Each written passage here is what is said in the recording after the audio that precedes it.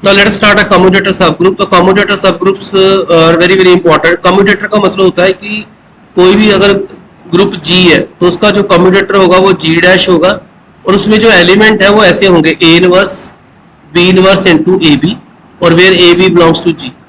अगर कोई X इस टाइप का है A inverse B inverse and AB और इसका अगर आप इनवर्स करोगे तो you will get B inverse A inverse B into A. Okay, तो ये बिल्कुल भी वैसा ही आ गया B inverse A inverse into B into A. तो ये भी कम्यूटेटर.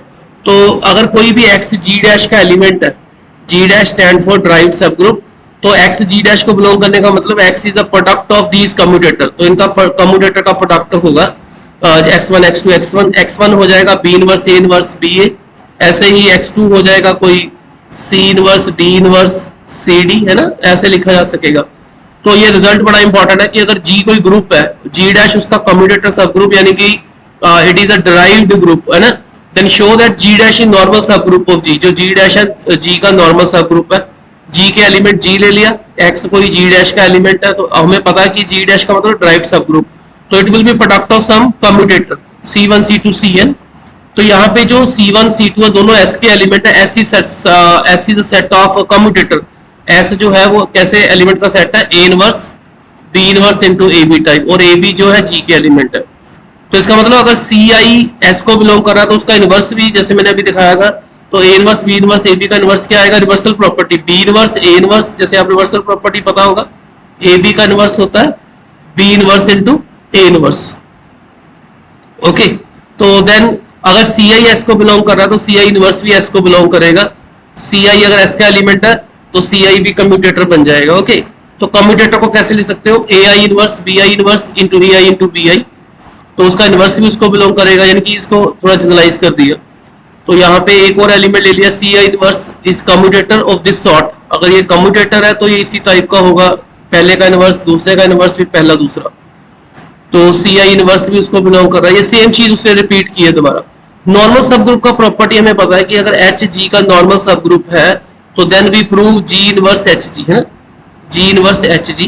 तो बीच में जो एलिमेंट है वो सब ग्रुप का आता है, आसपास की तरफ एलिमेंट जो है वो आता है G का एलिमेंट. तो मेरे को प्रूव करना है कि जो G डैश है वो G का नॉर्मल सब ग्रुप है. तो नॉर्मल सब ग्रुप का मतलब, तो आसपास एलिमेंट आएंगे G के, that is G inverse G, और बीच में एलिमेंट आएगा कम्यूटेटर का. कम्यूटेटर का एलिमेंट X ले लिया, और आई टोल्ड यू दैट कि X अगर G डैश को बिलोंग करेगा तो it will be product of commutator C1 C2 Cn. तो हमने लिख दिए सारे एलिमेंट. तो C इनवर्स, तो G से मल्टीप्लाई, G इनवर्स से मल्टीप्लाई, ये कैंसिल होकर आइडेंटिटी आ जाएगा, ये भी कैंसिल होकर आइडेंटिटी आ जाएगा. तो हमने बना लिया G inverse C1, G inverse C2 G, ये सारे आ गए. तो G इनवर्स CI को हम चेक कर लेते हैं कि क्या ये कम्यूटेटर में आ रहा है कि नहीं आ रहा. तो लेट अस सी दैट.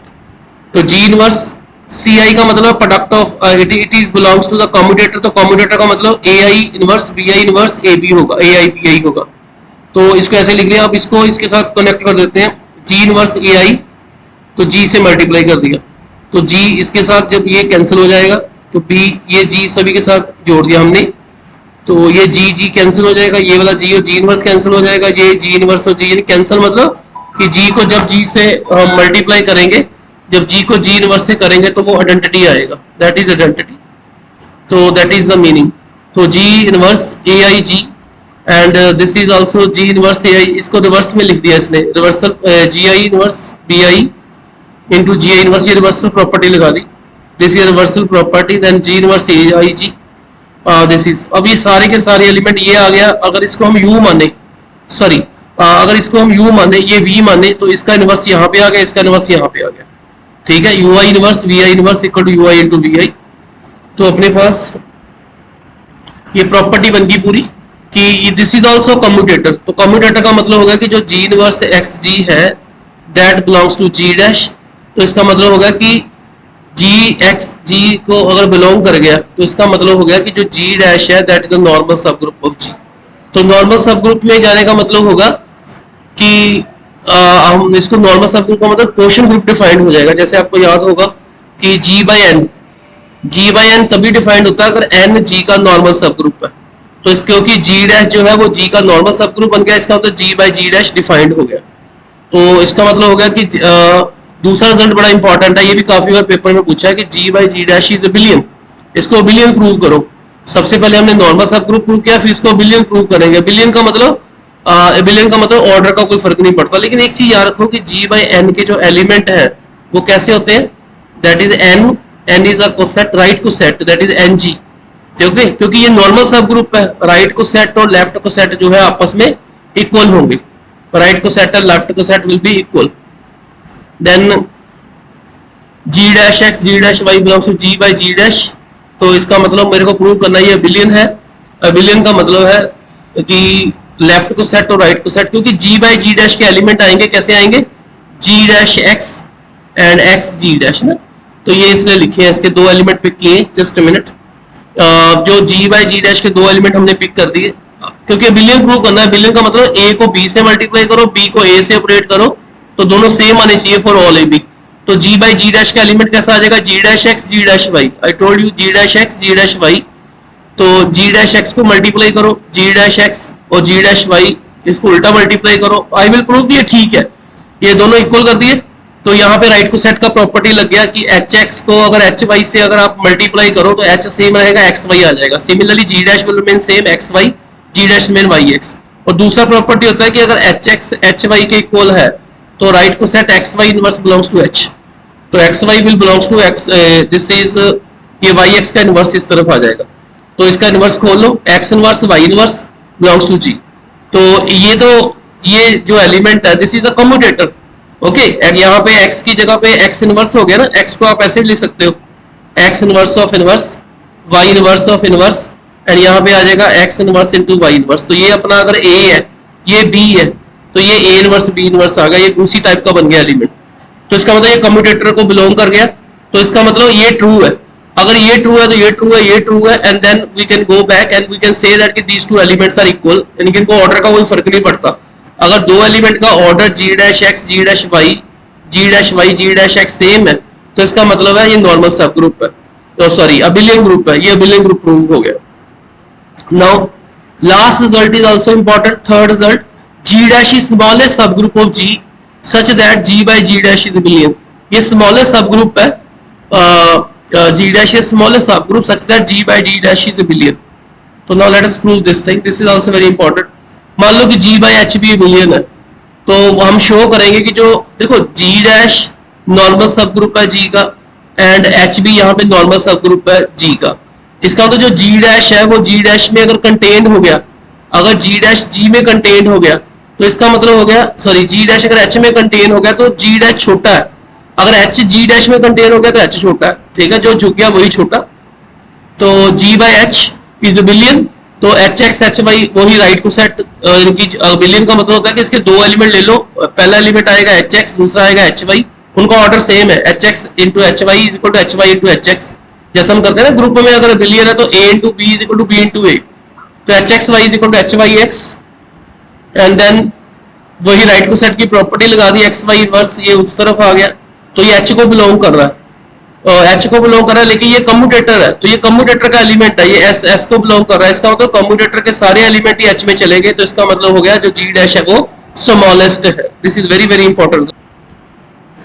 तो कम्यूटेटर में हमें ये चीज समझ आ गई कि जो भी कम्यूटेटर होगा उसमें जो एलिमेंट्स होंगे, उसमें जो भी एलिमेंट एक्स जी को बिलोंग कर रहे हैं वो एक्स जो है वो इस टाइप का होगा, x1 x2 xn, और जो हर एक xi है जो भी है वो होगा ai inverse bi inverse into ai into bi, और ai bi जो है g के एलिमेंट है, they are element of g। और दूसरी चीज कि अगर xi g डैश को बिलोंग कर रहा है तो जो xi इनवर्स है वो भी g डैश को बिलोंग करेगा, g dash is called derived सब ग्रुप। ओके, तो हमने ये प्रूव कर लिया कि जी डैश जो है वो नॉर्मल सब ग्रुप है जी का, इसका मतलब अगर नॉर्मल सब ग्रुप है तो जी बाई जी डैश जो है वो डिफाइंड हो जाएंगे। तो जी बाई जी डैश के एलिमेंट कैसे होंगे, जी डैश एक्स। ओके, तो नाउ ये प्रूव करना है कि जी अगर ग्रुप है, जी उस जी डैश का कम्यूटेटर सब ग्रुप है, तो प्रूव करना है कि जी बिलियन तभी होगा अगर उसके कम्यूटेटर सब ग्रुप में आइडेंटिटी एलिमेंट होगा। Let H is equal to E, G abelian है तो जी बाई एच आएगा जी बाई ई, तो जी भी बिलियन हो गया, तो इसका मतलब राइट को सेट लेफ्ट को सेट के इक्वल आ जाएंगे। तो ये तो हमें पता ही है कि अगर नॉर्मल सब ग्रुप है तो जो उसका राइट को set H X H Y है वो आएगा एच वाई एच एक्स के इक्वल। तो देन इसको राइट को सेट को मल्टीप्लाई कर दो, एच एक्स हमें पता ही है कि एच एक्स अगर राइट को set H X into H Y है तो ये आ जाएगा एच ऑफ एक्स वाई, है ना, यहाँ पे भी एच वाई एक्स आ जाएगा। फिर राइट को सेट का प्रॉपर्टी लगा दो कि अगर एच एक्स एच वाई के बराबर है तो देन एक्स राइट जो इनवर्स है वो राइट से आएगा क्योंकि राइट को सेट है, तो X Y inverse belongs to H. तो similarly X Y into Y X का इनवर्स आ गया, एच को बिलोंग कर रहा है, तो इसका रिवर्सल प्रॉपर्टी लगा दो एक्स इनवर्स इंटू वाई। तो ये भी याद रखो कि ए बी का जो इनवर्स है that is equal to B inverse A inverse, तो X Y inverse into belongs to H. तो एच सारे के सारे कम्यूटेटर कंटेन कर रहा है, तो सेट ऑफ सारे कम्यूटेटर अगर जी के एच में कंटेन्ड है और G dash smallest subgroup है जी का जो एच को कंटेन कर रहा है, इसका तो जी डैश भी एच में चला जाएगा, G dash contain in H, लेकिन एच तो खाली है, तो इसका मतलब अगर एच डैश खाली है तो then but E is equal to H subset of G dash, ये लिखा हुआ हमने कि जी डैश का ये सब ग्रुप है, तो देन जी डैश भी एच के इक्वल आ गया, दोनों ही आइडेंटिटी हो गए। तो कन्वर्सली भी हम इसको प्रूव कर सकते हैं, अगर जी डैश आइडेंटिटी के इक्वल है और हमें पता है कि जो जी बाई जी डैश है वो बिलियन है, तो इसका मतलब we have done this thing कि G by G dash is a abelian, और जी डैश खाली है, जी बाई जी भी बिलियन हो गया, तो आइडेंटिटी का मतलब हो गया कि जो जी बाई ई है that is isomorphic to G. तो जो जी के आइसोमॉर्फिक होने का मतलब हो गया कि जी भी बिलियन बन गया क्योंकि जी बाई ई बिलियन है। This is also important question. Then commutator subgroup निकाल लें S3 के। S3 मतलब कि सिमेट्री ग्रुप है, 3 एलिमेंट के ऊपर बना हुआ है। S3 में कितने एलिमेंट आएंगे? 6 एलिमेंट आएंगे, I 1 2 3 1 3 2 एंड 1 2 एंड 1 3 एंड 2 3, तो एक 6 एलिमेंट्स है।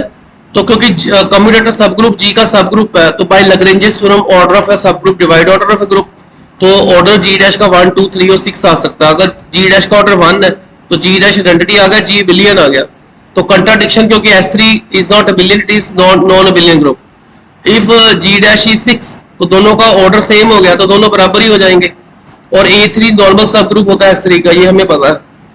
A3 और S3 का ऑर्डर निकाल लो ना, what you calculate that is S3 into A3 S3 का ऑर्डर होता है 6, A3 का ऑर्डर होता है 3, तो 2 आ गया। एवरी ग्रुप जिसका इंडेक्स 2 है वो नॉर्मल सब ग्रुप होता है, तो जिसका भी इंडेक्स 2 आएगा, इंडेक्स का मतलब है ग्रुप के ऑर्डर को अगर आप सब ग्रुप के ऑर्डर से डिवाइड करो, अगर उसका आंसर 2 आ गया, इसमें 2 राइट को सेट आएंगे, तो वो हमेशा ही नॉर्मल सब ग्रुप बनेगा। जो A3 है that is normal subgroup of S3, तो नॉर्मल सब ग्रुप बन गया। तो इसका मतलब G by A3 is a group of order 2, तो प्राइम ऑर्डर आ गया। प्राइम ऑर्डर का मतलब साइक्लिक होगा, साइक्लिक का मतलब बिलियन होगा, and we know that every group of prime order is cyclic and every cyclic group is abelian, तो G by A3 is abelian. और अगर ये बिलियन है और हमें पता है कि G dash G by H अगर बिलियन हो तो जो G डैश है, क्योंकि H नॉर्मल सब ग्रुप हो गया G का, G डैश भी नॉर्मल सब ग्रुप है G का, ओके। तो हम ये बोल देंगे G dash is smallest subgroup है ना, तो स्मॉलेस्ट का मतलब G3 जो G डैश है वो भी A3 में कंटेन हो जाएगा, G dash will be contained in G this one, क्योंकि G डैश G के इक्वल है, तो इसका मतलब G is contain in A3 which is not true, क्योंकि ग्रुप सब ग्रुप में तो कंटेन नहीं हो सकता, ठीक है। Order of a group is always, क्योंकि G जो है मेन ग्रुप है, A3 उसका सब ग्रुप है। बेटे की उम्र हमेशा बाप से छोटी होगी, उसके बराबर नहीं हो सकती, ओके। तो बाप की उम्र तो कभी भी कम नहीं हो सकती बेटे से, इसका मतलब S3 जो है A3 में कंट्राडिक्शन आ गया, तो ऑर्डर ऑफ G का एक ही ऑप्शन रहेगा, 6 भी नहीं है, ओके, ये गलत हो गया। उसके बाद हमने पहला केस किया था वो भी गलत हो गया। अब now let's move to next one. तो G by A3 is abelian and ये यहाँ पे हमारे पास कॉन्ट्राडिक्शन आ गई थी, तो देन एक ही ऑप्शन बचती है कि उसका ऑर्डर जो है वो 3 ही है। तो now let us revise this thing. तो अगर A3 ऑर्डर G डैश 6 आ गया तो अपने पास कॉन्ट्राडिक्शन आ गई, okay. Now G by A3 is a billion, G by A3 जो है वो बिलियन है, तो इसका मतलब जो G डैश है वो A3 में कंटेन्ड है। ऑर्डर ऑफ G डैश जो है वो ऑर्डर ऑफ A3 को डिवाइड करेगा, 2 3 को डिवाइड नहीं कर सकता, तो इसका मतलब ऑर्डर ऑफ G डैश के पास ऑप्शन बच गई 3, it's option is 3, A3 is of order 3। इसका मतलब जो उसका जो ड्राइव्ड सब ग्रुप है उसका ऑर्डर सिर्फ 3 ही आ सकता है।